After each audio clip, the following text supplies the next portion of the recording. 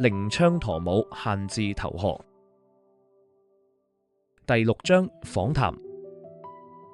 程理生以保險調查員的身份踏入了張俊賢與陸氏夫婦共同經營的貿易公司。辦公室在觀塘一棟工業大廈裏，略顯陳舊，陳列住從電子表、計算器到半導體的樣品，無聲訴說住這家公司從80年代電子貿易黃金期一路走來的歷程。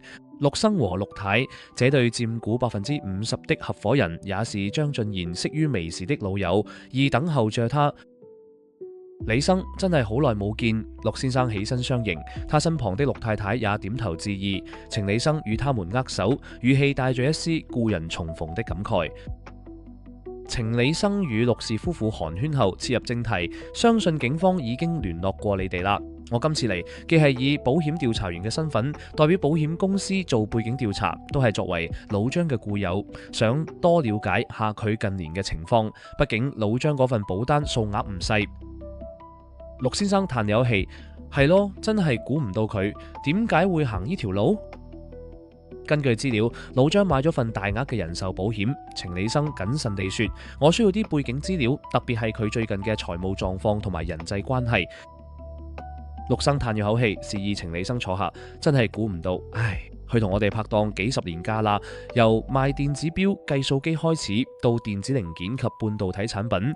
歐美澳日都走過，曾經1年之內趕7個產品展覽會。我哋後生嗰陣真係有幹勁㗎。佢仲講過要趁形勢大好，可以多揾一桶金，老嚟就退休享福。雖然近年生意難做，大不如前啦，但勉強都仲維持得住啫。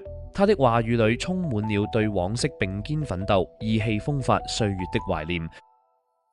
我知，程理生點頭，他對張俊賢的過往同樣熟悉，只是近年聯絡少了。老張性格拼搏，我最清楚不過啦，因為佢認為自己會連續行20年大好運，之後先會漸歸平淡，所以要喺後生時盡量累積財富。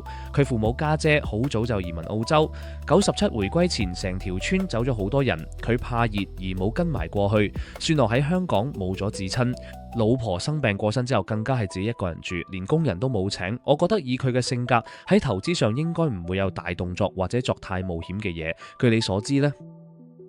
陸太太插話道：財政應該幾穩健㗎。Henry 自住嘅物業係幾十年前買落，已經升值好多倍啦。又揸住唔少匯豐股票及一啲藍籌收息股，仲有啲黃金。聽講佢炒的士牌蝕咗大錢，但我諗都未至於傷筋動骨。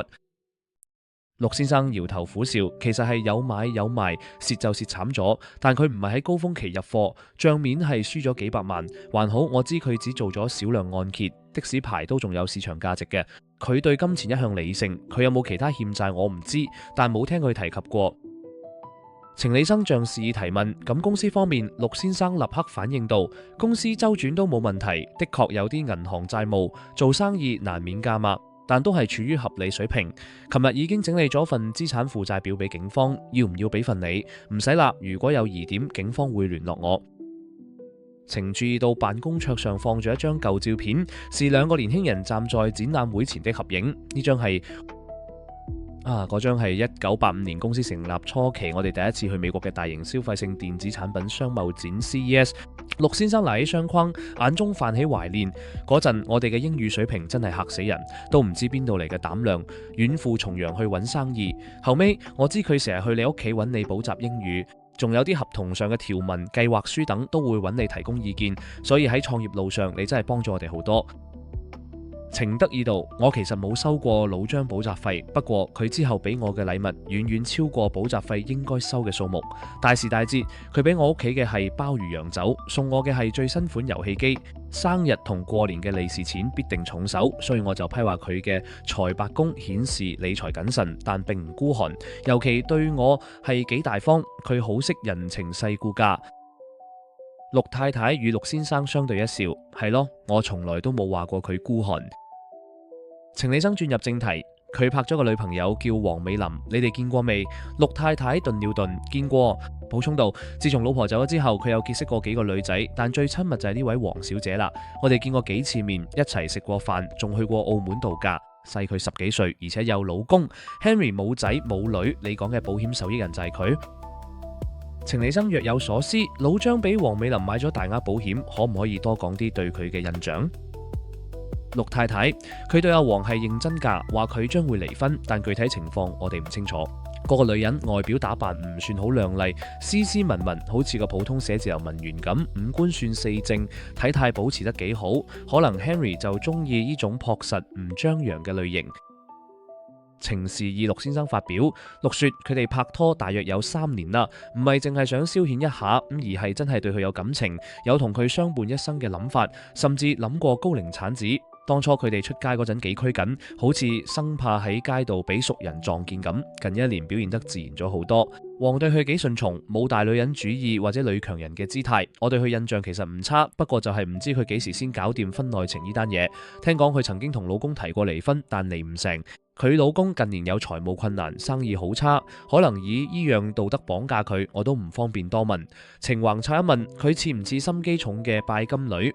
陸生先頓了一頓，我哋接觸應該唔夠10次，我覺得佢唔似係物質女，而且我哋只係小門小戶嘅生意人，喺香港最多只算富足，遠遠計唔上有錢人。佢撈唔到幾多錢啫。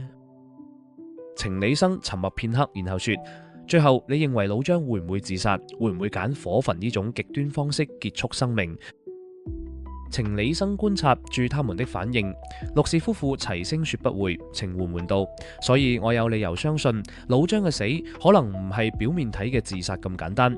他語氣低沉，帶住對固有遭遇不測的沉重。做呢行耐咗就知，好多時錢銀同女人就係悲劇嘅源頭。陸氏夫婦面面相覷，辦公室陷入了寂靜，大家都不想作胡亂的猜測。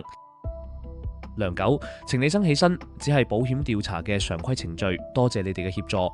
如果諗起咩細節，隨時聯絡我。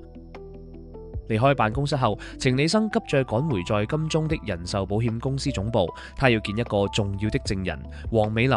走在觀塘嘈雜的街道上，程理生心中的疑團越發濃重。